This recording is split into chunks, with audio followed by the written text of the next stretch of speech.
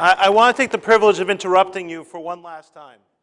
I know that everyone has lots to say, but I want to take a couple of minutes just to bring it all together, to try to put a point on the particular experience that we've had. So there are a couple of things that I think are kind of important to think about.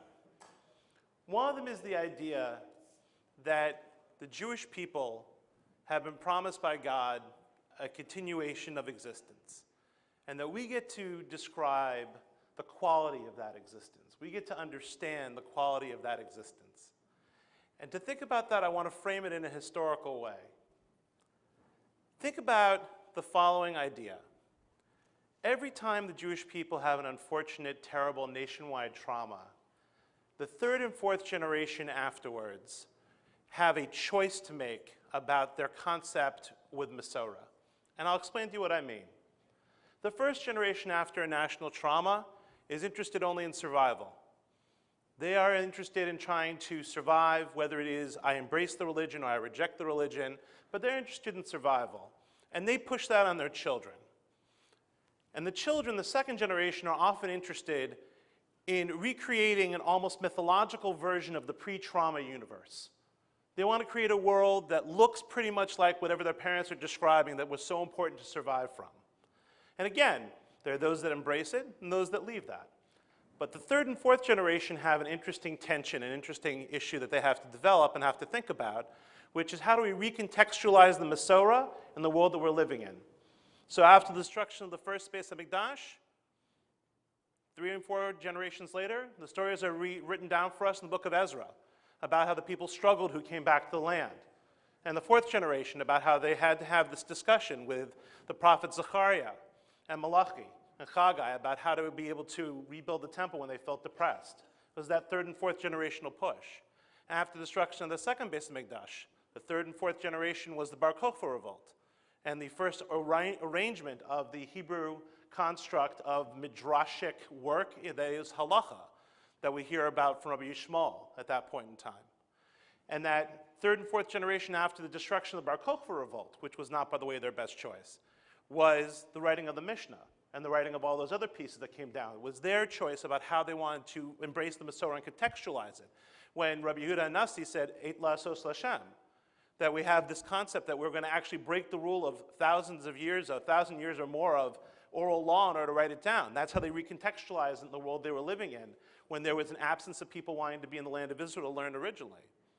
Third and fourth generation, after the terrible massacres of Tachvatat in 1648 and 49, that led eventually to the ideas that was in the Sabbatean constructs that happened after that. Third and fourth generation after that is the arrival of Hasidus. And after that, 1492, when the Jews were kicked out of Spain, and it massively impacted the entire Jewish community. Third and fourth generation after that, there's this mass of people writing about halacha. One person, Rav Yosef Karo, turned it into a bestseller. And the Appendum, which was written by a person who was writing the same exact thing, was from Moshe Isserles. And the Lavush, who was writing at the same time as well, by the way, but who didn't get there in time, didn't have a good enough publisher. So here's what you have as an interesting idea. We're in the third and fourth generation after the Holocaust. There is no question in my mind when I talk to my parents and the people who lived at that time period that they were dealing with parents who were talking about survival. There were people who were told if you didn't have a bar mitzvah, that was the most awful thing that could happen. There are people who are living in that construct. The second generation delved into ideas where they said, no, this is the world that we lived in. It was this perfect place, the perfect shtetl, the perfect Yiddish play, the perfect other things that were there. We're in the third and fourth generation, people. We're the ones who are now responsible for figuring out how to recontextualize Jewish education. The last 70 years has been a reattempt to combine this idea of Western understanding of post-industrial education with big concepts and ideas from Jewish education that have been put into the same part. And the results we've seen. Some of it's been very good, some of it hasn't been very good. But the most important 2 or 3 ideas to think of is the following. One, those last 70 years were not defined previous to that. They weren't holy. They aren't a sacred cow. They aren't something that can't be changed. They're something that is a challenge for us to look at.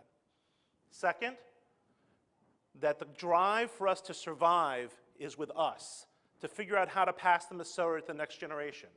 And therefore, third, if the last 70 years have taught us anything, and we have a drive to move forward, then our only opportunity is to go forward. What we have right now, to a certain extent, is untenable.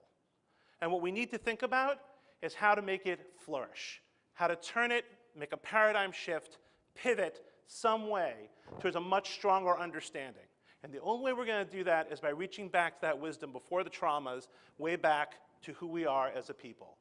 The same reason that I like to talk to my students about the idea of how important the Torah scroll is that the fact that those same number of letters are the same thing that defines a Torah that is in everyone's Orthodox, Conservative, Reform, and other prayer houses, but at the same time also it's the same ones from Turkey in the 1700s, and the same one from the other areas of deep Slovakia in the 1500s. You have these things that have lasted with us forever. There are things that have been there. They have timeless wisdom. They have a concept and a creation that truly has been touched by the divine and has this holy people continue for years and years and years into different places. Several years ago, I came across something that my grandfather had given me. I have a fortunate point that I have family that goes back in the United States a long way. It was a machzor from the 1840s that had been published in Europe and had been sent to the family that was at that time living in the United States. And what I thought about as I looked at it is, it's exactly the same as the machzor that I used in synagogue this past year. And that, to my mind, that kind of infinity, that kind of connection to God's level of not having been defined by time and space is what we can connect to when we connect to the Jewish wisdom. And as a result of that, I'm telling you, I'm imploring you, I'm asking you to think about how to create the way to pass our Masorah in a way that recontextualizes us in this third and fourth generation. It's up to us. The task is great. The people are mighty and up to it. So I wish you the most wonderful and fantastic journey, and please stay in touch with us to tell us how you resolve the issues. I wish you well. Safely.